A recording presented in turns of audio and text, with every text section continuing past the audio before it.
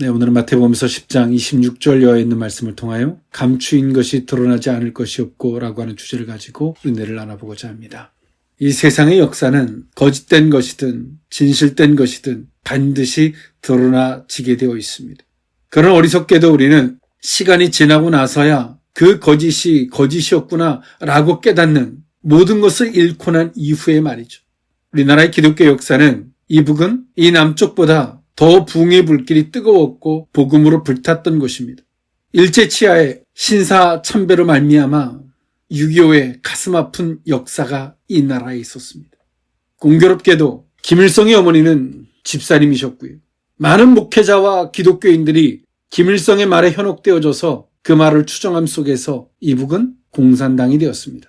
사회주의는 신이 없다라고 주장하는 것이 사회주의입니다. 인간이 곧 주인이죠.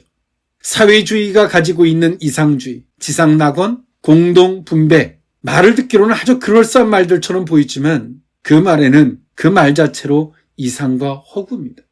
다른 사람들은 잘 때 내가 힘들어서 열심히 노력해서 돈을 벌었는데 내가 돈을 벌고 하는 그 시간 동안 잠자고 놀았던 사람들과 똑같이 분배한다라고 한다면 여러분 그걸 받아들이겠습니까? 기독교의 사상은 있는 사람을 더 있게 하겠다라고 하는 말씀이 주의 말씀입니다. 성경의 말씀입니다. 더 노력하고 최선을 다한 사람들에게 더 많은 것을 맡기게 하신다라고 하는 것이죠. 기독교의 사랑이 무엇인지, 그 정신이 무엇인지를 우리는 분명히 알아야 합니다. 좋은 게 좋은 거고 그리스도의 사랑이 대충 덮어서 그냥 좋은 게 좋은 것처럼 무조건 싸매주는 것이 그리스도의 사랑이 아닙니다. 그리스도의 사랑은 부패한 곳이 있다면 그것을 아프고 쓰라릴지라도 강력하게 도려내는 것이 사는 길입니다. 그런 정신이 기독교의 정신입니다. 작금의 사태를 바라보면서 참담함을 금치 못합니다. 그러나 이 속에서 우리가 얼마나 의식 없이 살아왔는지에 대한 회개와 반성이 없다면 그것은 참된 기독교인이라 할 수 없을 것입니다. 이와 같이 그 거짓된 것들이 어느 앞에서는 선한 것처럼 양의 탈을 쓰고 오지만 어느 시간이 지나고 나면 그 모든 것들이 다 드러나게 되어 있습니다. 다 드러나고 나서야 이거였네 라고 한다면 우리는 모든 것을 다 잃어버리고 난 이후일 것입니다. 진실도 드러납니다. 거짓도 드러납니다. 그러나 기독교인이라면 우리가 영적으로 깨어있는 자라면 다 드러나서 알려지기 이전에 우리는 어떤 것을 선택하고 우리가 무엇을 해야 할지 알아야 합니다. 다 드러났을 때 우리의 그 선택의 결과가 어땠는지 우리는 알게 되겠죠. 우린 역사를 통해서 가장 빈궁하던 나라에서 가장 부강한 나라로 발전해 오면서 그 역사가 우리에게 모든 것들을 증명해 주고 있습니다. 오늘 깨어있는 우리들의 모습, 진실이든 거짓이든 감추인 것이 없이 다 드러나게 하는 그 날에 우리의 선택이 옳았더라 일컬음 받는 그 자리가 저와 여러분의 자리일 수 있기를 원합니다. 네, 오늘 이 본문에 있는 말씀, 예수님께서 제자들을 파송하시면서 하셨던 말씀입니다.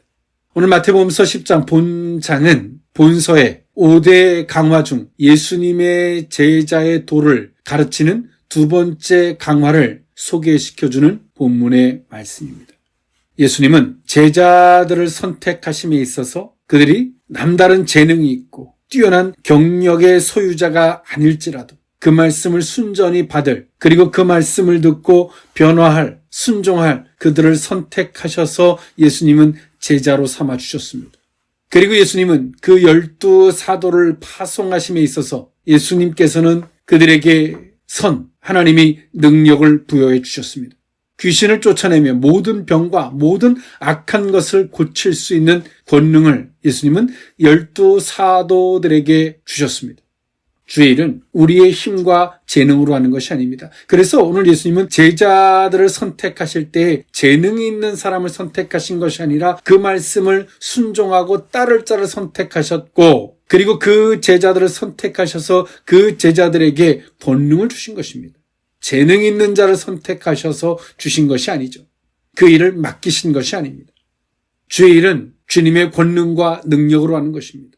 그래서 우리는 말합니다. 나는 주님의 권능과 그 능력이 없는 것 같아요. 없는 것이 아니라 주의 말씀을 순종하고 따르지 않기에 그 말씀을 오늘 내 생각과 빗대어서 순종하지 않기 때문에 그 말씀에 순전한 아멘이 되지 않기에 주님의 권능과 그 권세가 내게 입혀지지 않는 것입니다. 그래서 부인해야지만이 주님을 따르는 제자의 정신이라고 말씀하고 계시는 겁니다. 주님의 일은 주님의 권능으로 하는 것이라는 사실을 기억할 수 있길 원합니다. 오늘 예수님은 12사도를 제자들을 파송하심에 있어서 예수님께서는 그들 앞에 닥칠 고난과 핍박에 관해서 예고하고 있습니다.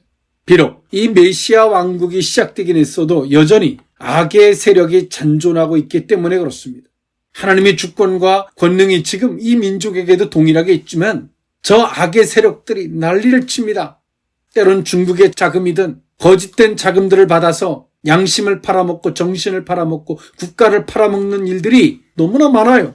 그런데 주님 말씀하십니다. 반드시 그 모든 거짓된 것들은 진실된 것이든 다 드러나게 될 것이다 라고 말씀하십니다. 기독교인은 눈을 감는 것이 아닙니다. 자신의 양심을 속이는 것이 아닙니다. 냉철하게 분명하게 깨어서 아닌 것은 아니다라고 말하는 것입니다.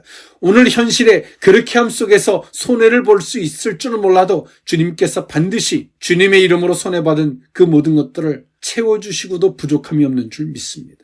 성경은 그것을 약속하고 있죠. 이와 같이 메시아 왕국이 시작되긴 했어도 여전히 악의 세력이 잔존하고 있기 때문에 예수님은 사도들은 곳곳에서 박해가 직면하게 될 것을 말씀하셨습니다.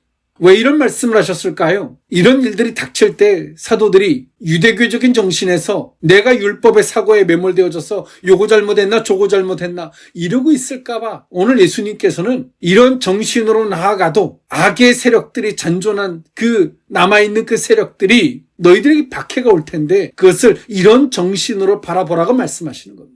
헛된 율법이든 헛된 잘못된 사고 속에서 매몰되어져서 움츠려들거나 주눅들지 말라라고 말씀하시는 거예요. 우리가 어려운 일이 올 때 조용히 자신을 돌아보고 회개하고 그리고 나서 그걸 딱 떨쳐버리고 그 다음에는 빛을 향해 나아갈 때 어둠을 물리치고 나아갈 때 주의 백성된 자들에게는 이런 어려움이 올 수 있다라고 하는 그 정신에서 부딪히고 도전하고 나아가고 그것을 극복해야 되는데 그것을 극복하게 하기 위한 이미 주님의 권세와 능력을 주셨거든요. 그런데 흑백의 논리든 율법의 논리든 때론 기복주의에 매몰되어져서 작은 어려움 속에서 주눅들어주는 거예요. 작은 파도 속에서 그냥 무너지는 거죠. 오늘 그것을 예수님이 사전에 막기 위함이었고 그런 일들이 주어질 때 그것을 어떤 시각으로 바라봐야 되는지를 예수님이 제시하고 있는 것입니다. 따라서 오늘 예수님께서는 미리 제자들에게 고난을 각오하고 자신의 뒤를 따르도록 교훈하셨습니다. 바로 이런 예수님의 교훈은 십자가를 지고 나를 따르라 라는 말씀으로 요약되고 있습니다. 진정 주님을 위해서라면 무슨 일을 하든지 기꺼이 감수하고 그 말씀을 따르겠다라고 하는 이런 정신이 있어야 한다라고 오늘 예수님은 12 제자를 파송하심에 있어서 이렇게 말씀하고 계시는 겁니다.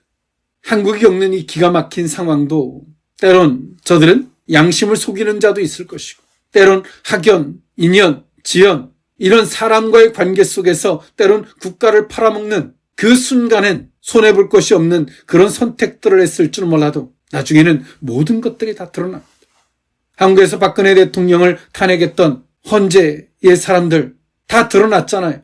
그들은 어디 가서 자기 이름을 내세우지 못합니다. 오늘 우리들의 선택은 내일이 되면 다 드러나게 되어 있습니다. 그 선택이 어떤 것이었는지 진실도 드러나고 거짓도 드러나게 되어 있습니다. 영원한 것은 존재하지 않습니다. 주님 말씀하십니다. 그렇기 때문에 두려워하지 말고 강하고 담대하라고 말씀하시죠. 오늘 예수님께서 제자들을 파송하심에 있어서 감추인 것이 드러나지 않을 것이 없다라는 말씀을 하셨는데 그 의미를 오늘 이 본문에 있는 말씀을 통하여 세 가지로 나누어 살펴보고자 합니다. 첫 번째로는 집 위에서 전파하라입니다. 마태복음서 10장 26절에서 27절에 있는 말씀인데요. 그런즉 그들을 두려워하지 말라. 감추인 것이 드러나지 않을 것이 없고 숨은 것이 알려지지 않을 것이 없느니라. 내가 너희에게 어두운 데서 이르는 것을 광명한 데서 말하며 너희가 귓속말로 듣는 것을 집 위에서 전파하라. 아멘. 오늘 예수님은 악한 자들이 감추인 저 모든 것들이 다 드러나게 될 것을 말씀하셨습니다.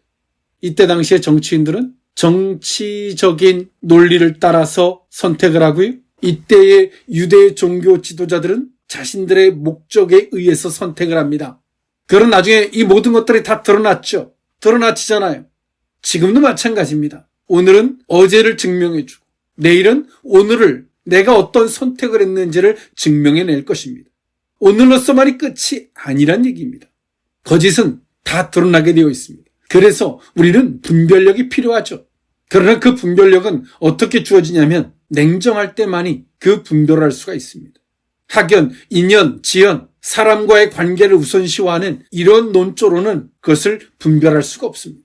냉정하게 나와 너와의 관계가 있지만 그거는 차순위로 두고 이 말만을 핵심으로 정확하게 보는, 그래야지 분별이 가는 거예요. 우리는 주님께 기도합니다. 주님 제게 분별력을 주시옵소서. 기도하면 주님은 우리에게 무엇을 주시냐면 우리가 사람과의 관계를 더 중시하고 있는, 인간적인 정적인 부분에 호소하고 있는, 때론 타협하고 있는, 때론 어떤 이 변명 안에 그 취지에 매몰되어져 있는 우리 자신을 보게 하죠. 그래서 우리들의 이기적임을 주님이 지적해 주시고 우리의 정적인 요소와 사람의 관계를 더 우선시하는 걸 지적해 주십니다. 그 이유가 뭐예요? 우리가 기도했기 때문에 그래요. 하나님 분별력을 달라고 기도했기 때문에. 분별력이 있으려면 그 모든 것들을 배제하고 볼 때만이 분별력이 생기거든요. 분별력을 얻기를 원하십니까? 먼저는 자신에게 냉정해 주십시오. 분별력을 얻기를 원하세요? 우리가 무엇을 먼저 생각하고 있는지를 돌아볼 수 있어야 할 줄 믿습니다. 그럴 때 우리는 냉정하게 볼 수 있는 거예요. 분명하게 볼 수 있는 겁니다. 그것을 무엇이 옳고 그른지에 대한 부분이 도드라져 보일 수 있는 겁니다. 그리고 두 번째가 주님께서 말씀하십니다. 사도들에게 내가 너희들에게 때론 주관적으로 개인적으로 전해주는 이 복음이 훗날에는 많은 사람들이 다 들을 수 있게 다 드러내놓고 말할 때가 있을 것이다 라고 주님은 제자들에게 말씀하고 계십니다. 유대인들이 집 위에서 예수님께서 이렇게 말씀을 할 것이다라는 이 말씀의 의미는 유대인들의 지붕은 요즘에 그 스레트 집의 이 지붕처럼 평평했습니다. 그렇기 때문에 이때 당시 유대인들은 바람 쏘이는 장소나 기도나 이 명상의 장소로 사용되어졌습니다. 또 사람들 앞에서 무언가를 말할 때 또 사용되어졌겠죠. 그래서 오늘 예수님은 그 말씀을 하고 있는 것입니다. 거짓은 다 드러났을 때 수치와 부끄러움이 되겠지만 진실이 드러났을 때는 무엇이 될까요? 영광이 되는 줄 믿습니다. 그래서 오늘 예수님 말씀하시는 겁니다. 집 위에서 전파하게 될 것이다 라고 말씀하시는 거죠. 오늘 우리는 오늘의 삶을 살아나가기 위해서 오늘을 견디기 위한 선택이 되어서는 안 됩니다. 내일은 오늘의 선택이 어땠는지를 단언코 분명히 우리에게 증명해 줄 것이기 때문에 그렇습니다. 어제의 선택이 어땠는지 오늘 우리가 겪고 있잖아요. 오늘 예수님은 제자들에게 파송함에 있어서 제자들에게 권능과 권세를 주셨지만 제자들이 박해와 미움을 받을 때 그들 속에 꿈틀꿈틀 나올 수 있는 생각이 무엇일까요? 아니란 생각들. 타협의 마음이 왜 생기지 않겠습니까? 뭐 이런다고 저들이 뭐 변할까? 나 혼자 이런다고 뭐 까짓거 이런 생각이 왜 안 들겠어요? 그런 생각들. 그때 주님 말씀하시는 거죠. 다 드러나게 될 것이다. 너희들이 어떤 생각을 했고 그 생각의 결과가 어떤 것인지 다 드러나게 될 것이다 라고 예수님 말씀하시는 거예요. 우리는 그래 내 선택이 다 드러나게 될 것이다 라는 오늘 이 말씀을 우리가 붙든다면 우리는 나약한 생각을 따라 선택하지 않을 것이고 거짓된 논리 속에서 타협하지 않게 될 줄 믿습니다. 이것이 사도들이 가야 되는 길이었고 지금 이 시대를 살아가는 제자된 그리스도인들이 살아가야 할 길인 줄 믿습니다. 감추인 것이 드러나지 않을 것이었고 두 번째 의미는 머리털까지 다 세신 바 되었나니입니다. 마태복음서 10장 28절에서 31절에 있는 말씀인데요. 몸은 죽여도 영혼은 능히 죽이지 못하는 자들을 두려워하지 말고 오직 몸과 영혼을 능히 지옥에 멸하실 수 있는 이를 두려워하라. 참새 2마리가 한 앗살이 오내 팔리지 않느냐. 그러나 너희 아버지께서 허락하지 아니하시면 그 하나도 땅에 떨어지지 아니하리라. 너희에게는 머리털까지 다 세신 바 되었나니 두려워하지 말라. 너희는 많은 참새보다 귀하니라. 아멘. 네, 오늘 예수님께서는 오늘 이 제자들이 세상으로 파송됨에 있어서 미움을 받을 것에 대해서 저들에게 미움을 받을 때에 약한 마음을 갖고 주저앉거나 타협하거나 아니란 생각 속에 빠질 것을 예수님은 염려하셨습니다. 성경의 역사를 보십시오. 선지자들은 주의 말씀을 소유한 자들은 이 세상에 속한 자들한테 핍박을 받았습니다. 그러나 주의 말씀을 소유한 자들이 이기게 되었습니다. 왜냐하면 그 모든 것들이 다 드러나는 날에 이기게 되었죠. 그러므로 오늘 예수님께서는 말씀하십니다. 두려워하지 말라라고 말씀하셨습니다. 몸은 죽여도 영혼은 능히 죽이지 못하는 저들을 두려워하지 말라라고 말씀하셨습니다. 그러므로 우리가 영혼을 소유한 자이지 육신을 쫓아 살 자가 아니라고도 말씀하시는 겁니다. 그러면서 참새 2마리가 아사리온에 팔리는 이 비유의 말씀을 하셨습니다. 이때 당시에 이 참새는 매매되어지는 생명체 중에서 가장 값이 적게 나가는 것 중에 하나였습니다. 당시 욥바나 예루살렘에서 참새와 같은 작은 조류들이 자주 거래가 되어졌죠. 여기서의 화폐의 이 단위는 노동자들이 하루 임금에 해당되어지는 데나리온의 16분의 1이었습니다. 정말 작은 금액으로 팔리우는 이 조류가의 참새도 하나님이 허락지 아니하시면 가능하지 않는다라고 하는 하나님의 절대적 주권, 이 생명의 주권을 말씀하고 계십니다. 그러므로 오늘 이 제자들에게 하시고 싶은 말씀이 뭐예요? 두려워하지 말라는 거예요. 저들이 하는 말을 두려워하지 말라. 하나님을 두려워하는 사람은 세상을 두려워하지 않아요. 하나님을 두려워하는 사람은 세상의 어떤 환경이든 무엇이든 두려워하지 않습니다. 겸하여 두려워할 수도 없어요. 하나님을 두려워하지 않기 때문에 세상을 두려워하고 악한 것들을 두려워하는 것입니다. 우리가 왜 두려울까요? 저들이 하는 말과 겁박이 두려운 거죠. 그러나 하나님이 최종적 선택, 그 주권이 하나님께 있음을 말씀하십니다. 가장 적은 조류가의 참새 하나가 팔려오는 것도 하나님의 허락하심이 있어야 한다라고 말씀하시므로 저들이 겁박하고 위협하는 저들의 말을 두려워하지 말라는 거예요. 하나님의 사람은 하나님의 손에 달려있는 것입니다. 저들의 겁박에 달려있지 않습니다. 그러면서 오늘 예수님 말씀하십니다. 제자들을 파송하심에 있어서 예수님 말씀하시죠. 너희들은 머리카락까지 다 세신 바 되었다. 하나님이 제자들을 다 아신다는 거예요. 우리가 머리카락이란 이 말씀을 들어서 일일이 하나하나 세는 우리가 가지고 있는 극히 인간적인 이 해석으로 보면 안 되고 하나님께서 모든 것을 아신다라고 하는 말씀이죠. 우리 머리카락 있지만 우리 머리카락이 몇 개인지를 모르잖아요. 하루 오늘 내가 아침에 머리를 감으면서 몇 가락이 빠졌고 또 나중에 내일 내가 몇 가락이 날지 모르잖아요. 우리가 모르는 것조차도 하나님은 우리에 대해서 다 알고 계시다는 거죠. 우리가 그분을 두려워하고 그분을 의식해야지 사도들이 제자들이 저들의 말을 다 들어보고 내가 평가해보고 저들의 말하는 논리를 따라서 내가 생각해보고 그러면 당연히 두려워지죠. 그것이. 우리는 주의 말씀을 따라 저들을 보는 것입니다. 저들의 논리를 다 들어보고 저들을 평가하는 것이 아닙니다. 그래서 제자들은 주의 말씀을 항상 상기하고 주의 말씀에 의해서 아무리 겁박하고 위협하는 그들을 주의 말씀에 의해서 볼 때 그들을 물리치고 이길 수 있는 겁니다. 그래서 우리는 말씀을 가까이 하고 주께서 내게 하셨던 말씀들을 기억해놨다가 적어놨다가 다시 그것을 되새기면서 그 말씀에 의해서 모든 걸 보는 거예요. 그러면서 예수님은 극단적 비유로 마무리하시죠. 두려워하지 말라. 너희는 많은 참새보다 귀하니라. 얼마나 흔해. 그 참새보다 너희가 귀하다라고 말씀하셨습니다. 우리가 어떤 의식을 갖고 세상을 대하느냐에 따라 우리는 세상을 이길 수 있습니다. 의식이 필요한 거죠. 의식. 아무 생각 없이 세상을 향해서 살다가 어려움을 겪으면 하나님이 내게 이런 어려움을 왜 줬냐, 뭐 이랬냐 저랬냐 막 대성통곡하고 쥐어짜고 후벼파면서 오만 생각들을 하는 이런 존재가 아닌 거예요. 의식, 생각을 하라는 겁니다. 하나님께서 예수님께서 말씀하셨던 이 말씀에 의해서 세상을 보라는 거예요.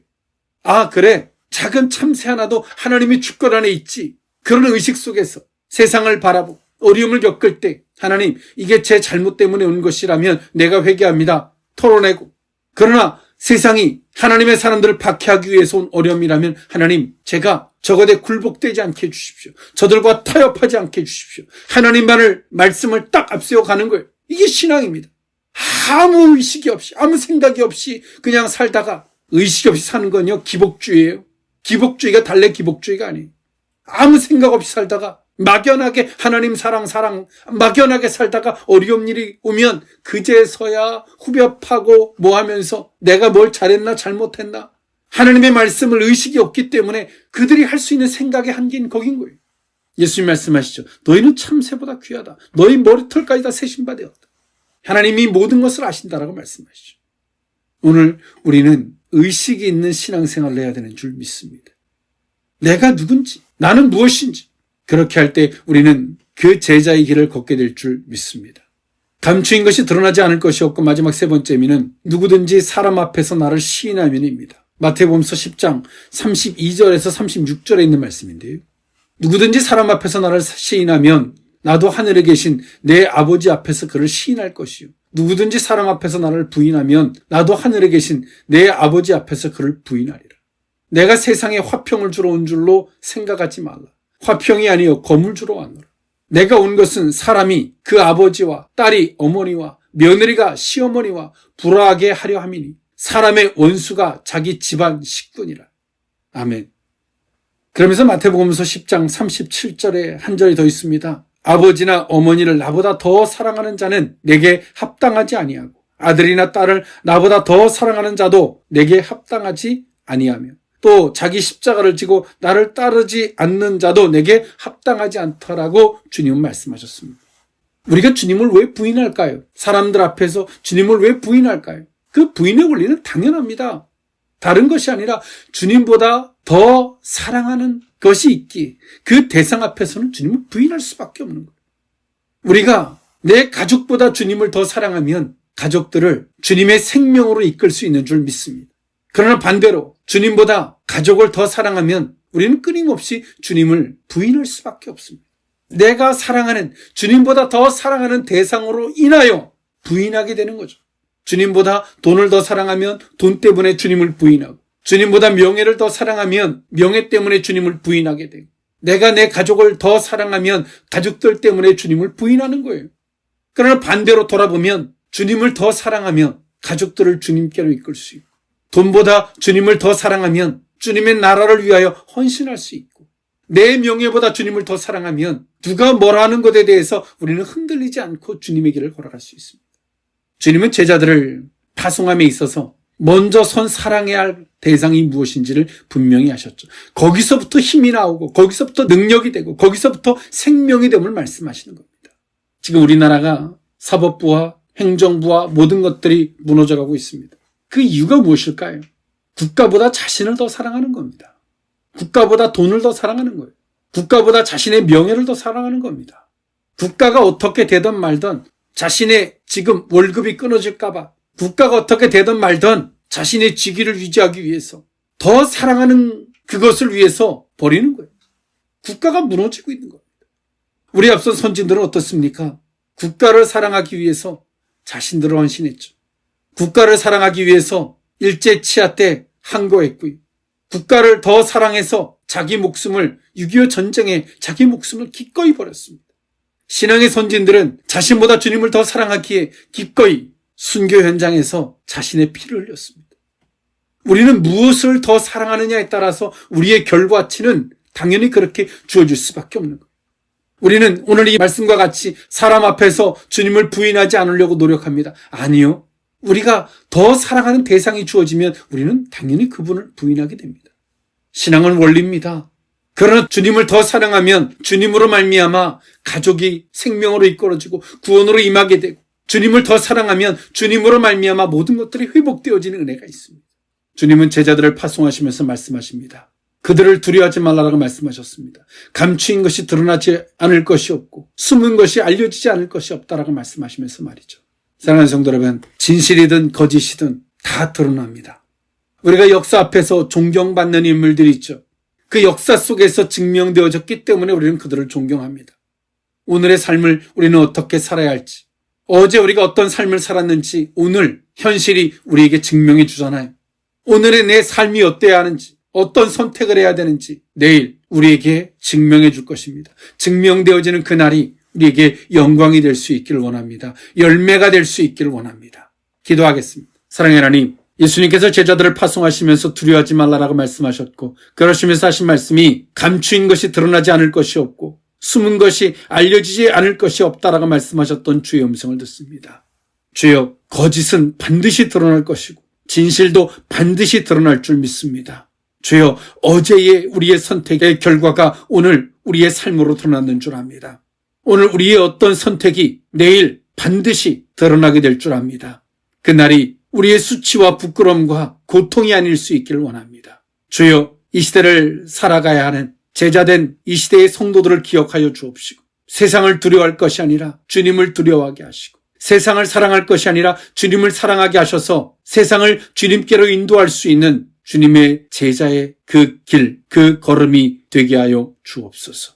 축복하고 예수님의 이름으로 기도하옵나이다. 아멘.